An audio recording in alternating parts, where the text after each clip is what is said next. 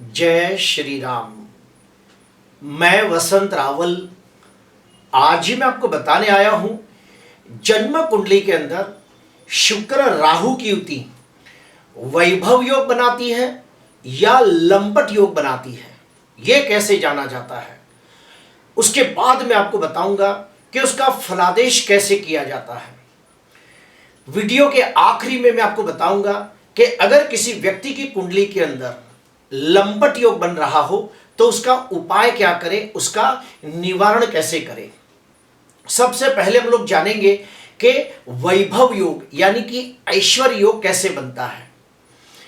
जन्म कुंडली के अंदर शुक्र कुंडली का कारक ग्रह, योग कारक ग्रह बनकर बैठा हो, अर्थात लग्नाधिपति, पंचमाधिपति, भाग्याधिपति बनकर, यानी कि कारक ग्रह बनकर स्वगृही, मित्र क्षेत्री, उच्च का होकर केंद्र, त्रिकोण या फिर दूसरे 11वें भाव के अंदर राहु के साथ अंशात्मक युति करके बैठा हो तो वैभव योग अर्थात ऐश्वर्य योग उत्पन्न होता है।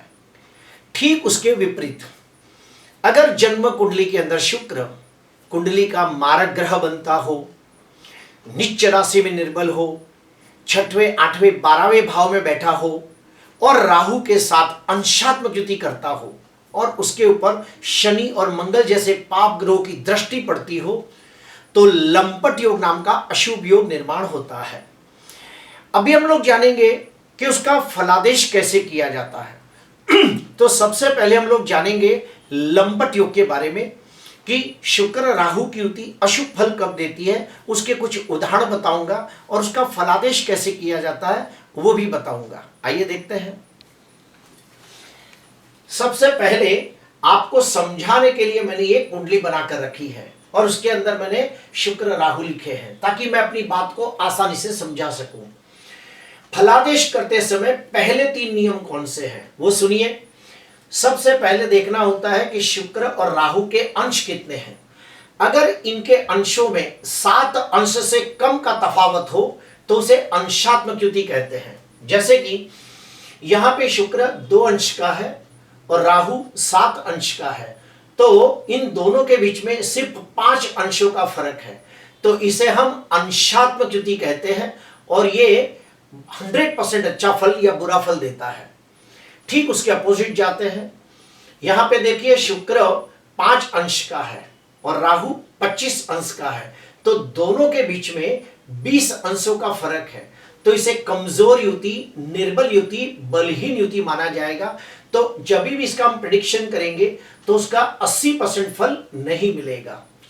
यह हो गया पहला नियम। दूसरा नियम क्या है, अगर जन्म कुंडली के अंदर शुक्र राहु साथ में हो लेकिन चलित कुंडली के अंदर शुक्र राहु अलग अलग हो जाए तो उस युति का आधा फल कम हो जाता है। तीसरा नियम, जन्म कुंडली के अंदर शुक्र राहु साथ में हो और नवमांश कुंडली के अंदर भी शुक्र राहु साथ में हो तो वो 100% फल मिलेगा। क्यों? क्योंकि जन्म कुंडली के 9 टुकड़े किए जाते हैं और 9 टुकड़े करने के बाद जो 9वां टुकड़ा हमारे हिस्से में आता है अगर उसमें भी शुक्र राहु साथ में हो तो इस युति का फल 100% देखने को मिलता है। और ये सारी बातों का फल कब देखने को मिलता है, तो जब भी शुक्र और राहु इन ग्रहों की महादशा, अंतरदशा, प्रत्यंतर दशा, सूक्ष्म दशा आती है तब इसका फल देखने को मिलता है। अभी हम लोग जानेंगे कि उसका फलादेश कैसे किया जाता है। उसके अलग 3 नियम है वो भी सुन लीजिए। अगर मान लो कुंडली के अंदर शुक्र राहु साथ में बैठे हैं तो उसका पहला नियम ये कहता है कि शुक्र अगर कमजोर हो, निर्बल हो, पाप ग्रहों से द्रष्ट हो और लंपट योग बनाता हो तो सबसे पहले शुक्र के कारक तत्व हीन हो जाते हैं, शुक्र के कारक तत्व कमजोर, निर्बल पड़ जाते हैं। ये पहला नियम। दूसरा, कुंडली के अंदर शुक्र जो भी भाव का स्वामी हो उन भाव के शुभ फलों में भी कमी आ जाएगी। तीसरा, शुक्र राहु की युति जिस भाव में हो रही है उस भाव का भी बेड़ा गर्द हो जाएगा। तो 3 प्रकार के फलादेश मैंने आपको बताए। शुक्र के कारक तत्व कमजोर हो जाएंगे, वो जिन भाव का स्वामी होगा उसका फल भी कमजोर हो जाएगा और शुक्र राहु की युति जिस भाव में हो उस भाव को भी कमजोर किया जाएगा। अभी हम देखेंगे कि लंपट योग कैसा फल देता है और उसे कैसे देखा जाता है, तो उसको 3 कुंडलियों के माध्यम से मैं आपको समझाने का प्रयास करूंगा।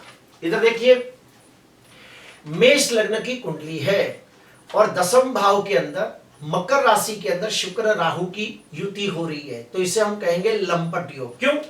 क्योंकि जिस राशि में ये शुक्र राहु बैठे हैं उस राशि का स्वामी नीच का है और ये नीच का शनि अपनी 10वीं दृष्टि से फिर शुक्र और राहु को देख रहा है। तो यहाँ पे राहु के ऊपर शनि की दृष्टि होने से श्रापित योग बनता है और यहाँ पे शुक्र राहु एक साथ बैठे हैं, तो ये लंपट योग बनेगा और ये बहुत खराब फल देगा। और आपको समझाने के लिए और एक कुंडली बताता हूं कि सबसे वर्स्ट फल कब मिलता है, वो भी सुनिए। मिथुन लग्न की कुंडली है और 4थे भाव के अंदर शुक्र नीचका होके बैठा है, साथ में राहु है, तो इधर हम कहेंगे लंपट योग बन रहा है। क्यों? क्योंकि शुक्र नीचका है तो राहु के साथ लंपट योग बना रहा है और साथ में मंगल भी है। ये मंगल राहु के साथ युति करके अंगारक योग बना रहा है, यानी आग का काम करेगा। एक तो पहले ही शुक्र नीच का और यहाँ पे आग, तो ये लंपट योग बहुत ज्यादा खराब फल देगा। और आप देखिए उसके पर शनि की भी 7वीं दृष्टि है, तो ये अतिशय खराब फल देगा, ये बहुत ही अशुभ फल देगा और ऐसे व्यक्ति कोई भी हद तक जा सकते हैं अपनी वासना की पूर्ति के लिए। अभी क्या शुभ फल देगा तो वो भी सुनिए। ऐसे व्यक्ति बहुत मेहनत करने के बावजूद वो उन्नति, प्रगति, विकास नहीं कर पाते जिसके वो हकदार होते हैं। ऐसे व्यक्तियों को मान, सम्मान, पद, प्रतिष्ठा भी प्राप्त नहीं होती जिसके वो हकदार होते हैं। ऐसे व्यक्तियों का जो वैवाहिक जीवन है अत्यंत कंकाशमय, कलेशमय, अशांतिमय होता है। ऐसे व्यक्ति कोई भी कला सीखना चाहे तो कला आसानी से सीख नहीं पाते। अगर कला सीख भी ले तो कला के द्वारा धन अर्जित नहीं कर पाते, कला के द्वारा मान सम्मान प्राप्त नहीं कर पाते। ऐसे व्यक्तियों का चारित्र बहुत ही कमजोर होता है। ऐसे व्यक्ति शादीशुदा होने के बावजूद उनके लाइफ में एक से ज्यादा एक्स्ट्रा मैरिटल अफेयर के योग बनते हैं। ऐसे व्यक्ति अगर देश विदेश की यात्रा करे तो उसमें भी उन्हें सफलता प्राप्त नहीं होती। जिसकी भी कुंडली के अंदर शुक्र निर्बल हो, कमजोर हो, पीड़ित हो, पाप ग्रहों से भ्रष्ट होकर राहु के साथ हो, तो ऐसे व्यक्ति जब बड़ी उम्र के होते हैं तो उनको किडनी का प्रॉब्लम होते देखा गया है, यानी कि 60-65 साल के बाद उनकी किडनी कमजोर पड़ जाती है और ऐसे व्यक्ति आर्थिक दृष्टि से, मानसिक दृष्टि से बड़ा संघर्ष में जीवन जीते हैं। आपको समझाने के लिए और मैंने कुंडली बनाई है ताकि मैं बता सकूं कि लंपट योग कैसा फल देता है। हम लोग प्रेडिक्शन कैसे करते हैं वो बताता हूं। अभी देखिए, कर्क लग्न की कुंडली है और 7वें भाव के अंदर आप देखिए शुक्र राहु साथ में है, इसे हम कहेंगे लंपट योग। क्यों? क्योंकि उसके पर नीच के मंगल की 7वीं दृष्टि है और शनि भी साथ में मिल गया है, तो शनि राहु साथ में होने से श्रापित योग बनता है। मंगल की राहु के ऊपर दृष्टि अंगारक योग बनती है, मंगल की शनि के ऊपर दृष्टि अस्थिभंग योग बनती है। तो यहाँ पे शुक्र, शनि, राहु, मंगल जैसे 3 पाप ग्रहों से पीड़ित हो रहा है, तो यहाँ पे बहुत ज्यादा शुभ फल मिलेगा। हम कहेंगे कि ऐसे व्यक्ति के विवाह में देरी होगी, सगाई होके टूट जाएगी, शादी के बाद वैवाहिक जीवन कंकास में, कलेश में व्यतीत होगा या फिर डिवोर्स हो जाएगा। इसके लाइफ में एक से ज्यादा एक्स्ट्रा मैरिटल अफेयर के योग होंगे। ये व्यक्ति पार्टनरशिप में बिजनेस करे तो लॉस हो जाएगा। इसके वाहन अकस्मात के भी योग बनेंगे। तो इस प्रकार से फलादेश किया जाता है। अभी हम देखेंगे कि अच्छा फल कब मिलता है, जिसे हम वैभव योग भी कहते हैं, जिसे हम ऐश्वर्य योग भी कहते हैं। वो कैसे देखा जाता है वो मैं आपको बताना चाहूंगा। देखिए, कन्या लग्न की कुंडली है और 7वें भाव के अंदर शुक्र उच्चका होकर मालव योग नाम का पंच महापुरुष राजयोग बना रहा है। तो यहाँ पे शुक्र बलवान हो गया। तो नियम ये कहता है कि शुक्र स्वगृही हो, मित्र क्षेत्री हो, उच्चका होकर राहु के साथ युति करके केंद्र में या त्रिकोण में बैठा हो तो वैभव योग बनता है और ऐसे व्यक्ति बहुत ही सुखी होते हैं। अभी क्या क्या फल होता है वो भी सुनिए, लेकिन उसके पहले शुक्र राहु की युति जिस राशि में हो रही है उस राशि का स्वामी भी देखिए उच्च का है और ये गुरु उच्च का होकर अपने नवम दृष्टि से शुक्र को देख रहा है। तो यहाँ पे हम कहेंगे ऐश्वर्य योग बन रहा है, वैभव योग बन रहा है। तो इसका बहुत अच्छा फल देखने को मिलता है। क्या मिलता है तो सुनिए। ऐसे व्यक्ति दिखने में बहुत ही सुंदर होते हैं, ऐसे व्यक्ति शरीर से स्वस्थ, तंदुरुस्त, निरोगी, आकर्षक व्यक्तित्व वाले लोग होते हैं। ऐसे व्यक्तियों को सांसारिक सुख बहुत ही उत्तम प्राप्त होता है, वैवाहिक सुख उत्तम प्राप्त होता है, पारंपरिक सुख भी बहुत अच्छा प्राप्त होता है। इन्हें बहुत ही प्यार करने वाला जीवन साथी मिलता है। ऐसे व्यक्तियों को कला के अंदर निपुणता प्राप्त होती है। ये लोग कला के द्वारा समाज में मान सम्मान, पद प्रतिष्ठा प्राप्त करते हैं।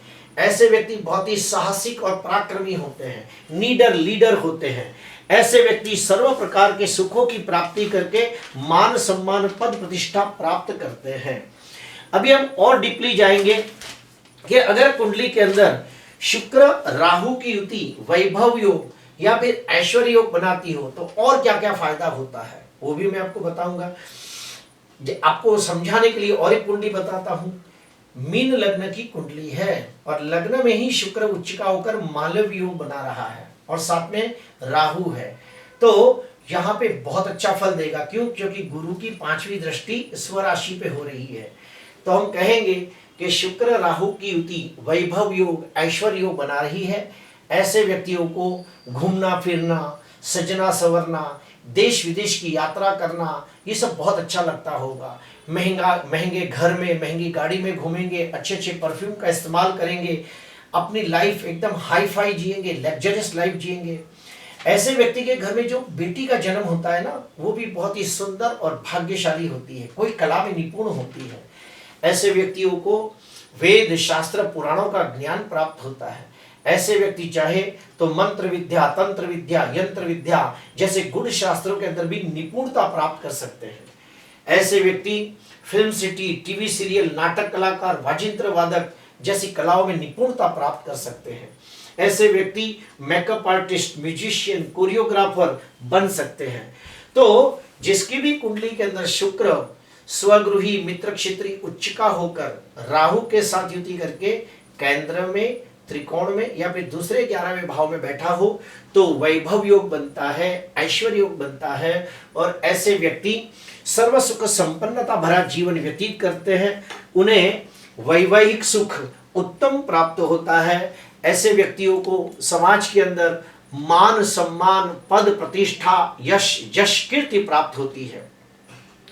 और मैं आपको बताना चाहूंगा कि अगर किसी व्यक्ति की कुंडली के अंदर शुक्र नीच का हो, निर्बल हो, पाप ग्रहों से दृष्ट, पाप ग्रहों से पीड़ित होकर राहु के साथ युति करके बैठा हो, 6वें, 8वें, 12वें भाव में हो और लंपट योग बन रहा हो, तो ऐसे व्यक्ति को उपाय क्या करना चाहिए? सबसे पहला उपाय, ओम ह्रीम शुक्राय नमः, ओम ह्रीम शुक्राय नमः, इसके रोज 108 जाप करने चाहिए ताकि शुक्र बलवान हो। दूसरा, तांबे के लोटे के अंदर पानी भर के उसमें सफेद चंदन डाल के सूर्य को अर्घ प्रदान करना चाहिए। तीसरा, शुक्र यानी कौन? शुक्राचार्य। शुक्राचार्य ने किसकी उपासना की थी, किसकी साधना की थी? देवाधिदेव महादेव की। तो महामृत्युंजय के मंत्र के 1.25 लाख जाप करने चाहिए, उसका दशांश होम तर्पण मार्जन करना चाहिए। चौथा, अगर कुंडली के अंदर शुक्र लग्नाधिपति, पंचमाधिपति, भाग्याधिपति बनकर कुंडली का कारक ग्रह बनता हो तो आप हीरा रत्न धारण कर सकते हो, ओप्पल रत्न धारण कर सकते हो। अगर कुंडली के अंदर शुक्र मारक ग्रह बनकर बैठा हो तो फिर रत्न धारण ना करें, शुक्र से लगती चीजों का दान करें, जैसे कि सफेद वस्त्र है, दही है, ऐसी सब चीजों का आप दान कर सकते हो। आखिरी बात, अगर कुंडली के अंदर शुक्र राहु की युति अशुभ फल देती हो तो ऐसे व्यक्ति को रोज आधा घंटा ध्यान, मेडिटेशन, योग साधना करनी चाहिए, गायत्री मंत्र का अनुष्ठान करना चाहिए, तो इससे उसे बड़ा लाभ होता है। प्रिय दर्शकों, आज के लिए बस इतना ही। अगर आपको अच्छा लगा तो जरूर लाइक करना, सब्सक्राइब करना। नमस्कार।